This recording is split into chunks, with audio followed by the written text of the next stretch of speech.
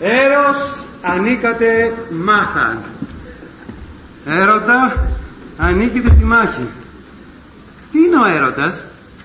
Ρώτησε ο Σωκράτης στο συμπόσιο του Πλάτωνα.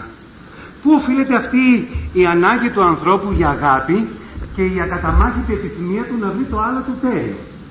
Πολλοί απάντησαν σε αυτή την ερώτηση, αλλά ο Αριστοφάνης το εξήγησε με το δικό του τρόπο. Είπε ακριβώς το εξής. Λοιπόν, μας είπε ότι υπήρχε κάποτε ένα όν, ένα τέλειο όν. Είχε 2 κεφάλια, 4 χέρια και 4 ποδάρια. Ήταν ενωμένο σε έναν εντελώς τέλειο κύκλο και κυλούσε γύρω-γύρω σαν μία μπάλα. Όλα τα μέλη του ήταν ενωμένα τέλεια σε έναν αιώνιο εναγκαλισμό. Ήταν ο ανδρογυνός, μία ένωση του θηλυκού και του αντρικού. Αλλά όπως όλα τα πράγματα που νιώθουν μια εντελώς ικανοποίηση από τον εαυτό τους, έτσι και αυτό δεν αναγνώριζε κανέναν άλλο ανώτερο πέρα από τον εαυτό του.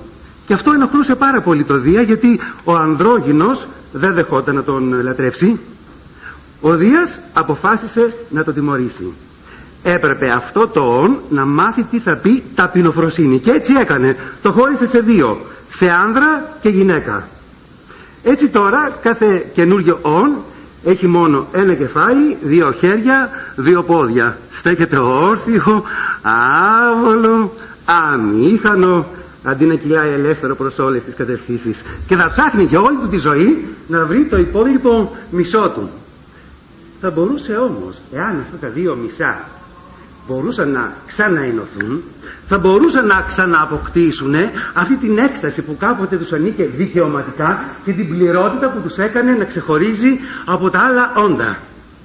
Έτσι λοιπόν, άνδρας και γυναίκα, έρημοι, αδύναμοι, άρρωστοι, περιπλανούνται για πάντα πάνω στη γη, αναζητώντας το άλλο τους μισό, για να πετύχουν ένα υψηλό επίπεδο ύπαρξης που κάποτε τους ανήκε δικαιωματικά από τη γέννησή τους. Όμως ώρα να σιωπήσω, έρχεται ο έρωτας.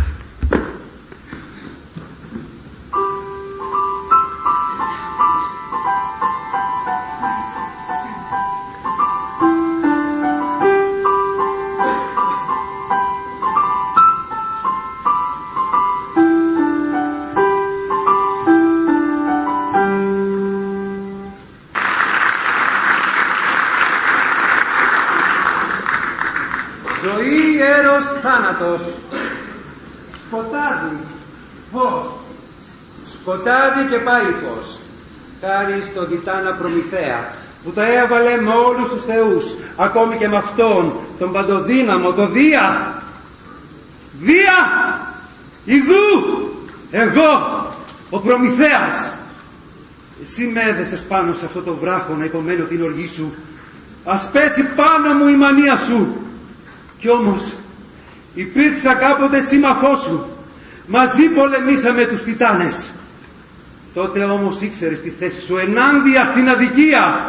Εγώ συμπαραστάθηκα στον πόλεμο ενάντια στον θρόνο που θα τρώγε τα παιδιά του. Εγώ έδωσα το φως στους ανθρώπους. Τη φωτιά φλόγισα την ψυχή τους. Εγώ ο Προμηθέας τους έδωσα το φως της γνώσης. Φοβούω, Θεία, την έμεση, τη γεννημένη από τον έρευο και τη νύχτα, και εσύ δικαιοσύνη φανερώσου. Το ψήφος τράβα πέρα ως πέρα, εμπρός.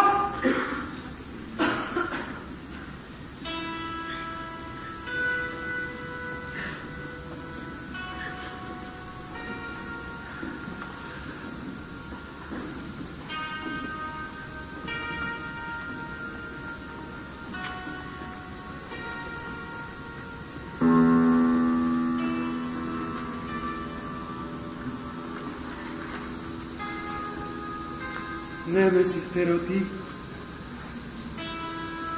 κόρη της δίκης, θεά γαλανομάτα, δείξε έλεος, μακάρια και δίκαιη, νέμεση ερωτή, που τη ζωή ορίζεις